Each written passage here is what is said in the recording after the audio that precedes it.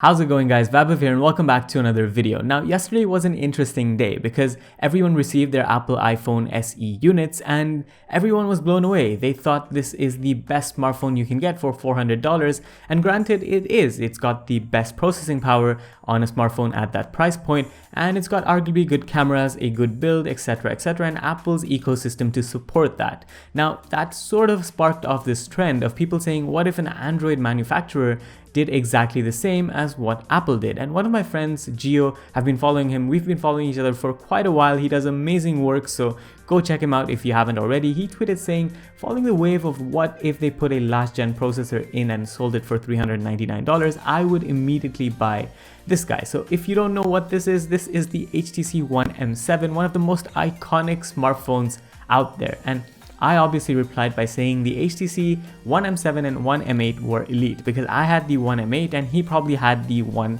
M7. Both smartphones extremely good, and this was when HTC was at the top of its game. And I thought nothing of it until today when we start to hear things about a new smartphone from HTC. Now, this is a very rare occurrence because HTC is a company that isn't really doing well in terms of smartphone sales and just in overall, but to see them actually make a smartphone is surprising. So a tweet from Lab2Fur, I don't know how you pronounce the name, she basically says, I thought HTC is dead, but HTC Desire 20 Pro is in the pipeline. The design is kind of a mix between the OnePlus 8 on the front and the Mi 10 on the back. Yeah, and the 3.5mm audio jack is there.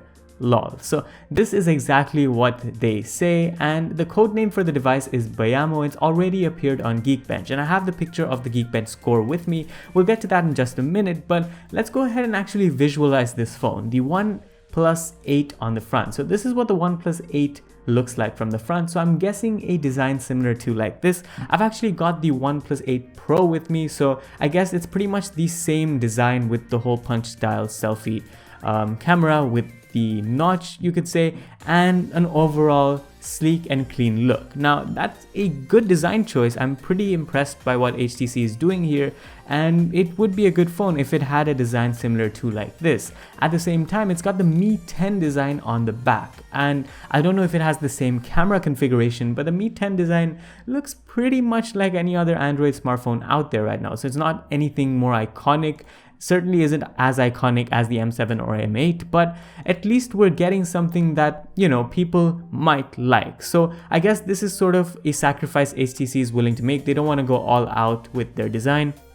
They want to experiment to see what sort of demand they get for the smartphone. But speaking of the demand, it was actually this guy who first retweeted one of the tweets by Raul Gabriel, who apparently is an HTC fan. He's followed by HTC and he basically loves HTC, and he tweeted out this picture, and I have this picture opened from the Geekbench browser. So this basically goes and outlines what sort of processing power we should expect from this HTC Desire 20 Pro. So it's got a multi-score of 1367, which is pretty underwhelming. So we're probably expecting low to mid-tier processing power. If we go ahead and look at this, this was actually published on April the 21st. It's got Android 10 running. So the device that was tested was already on the latest version of Android, and it's got a Qualcomm processor with 8 cores and ARM architecture with a 1.8 gigahertz base frequency and up to 6 gigabytes of RAM. That's about it for all the specifications we know about the device, but if we sort of link these things together, we might be seeing a Snapdragon 650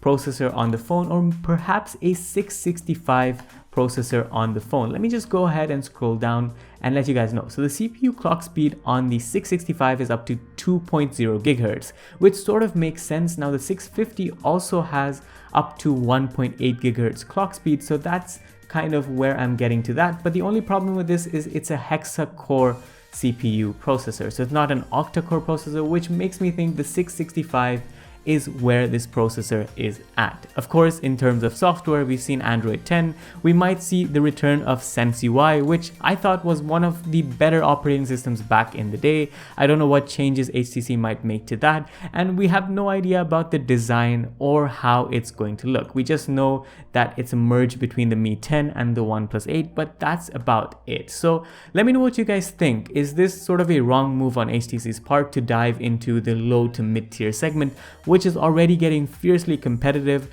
Are we going to see a 90 Hz display on this phone? Because that's something to keep in mind. Every single smartphone nowadays is talking about a 90 Hz panel. So is this going to be a 90 Hz AMOLED panel on a budget smartphone? Maybe that's how HTC could differentiate themselves.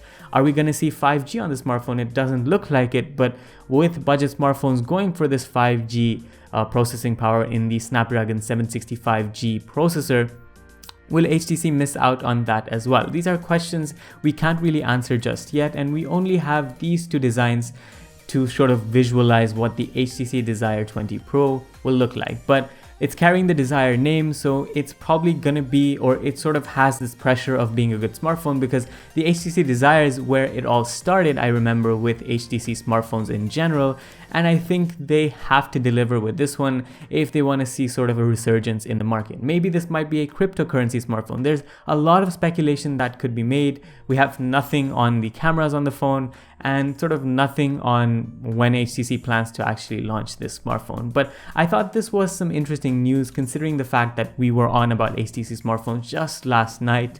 So yeah, let me know what you guys think about these news down in the comments. Are you excited for HTC's return? Do you want them to see them back in the smartphone market as soon as possible? And are you expecting a follow-up to this mid-tier smartphone? Maybe a flagship level HTC smartphone could be in the pipeline, let's say by the end of this year.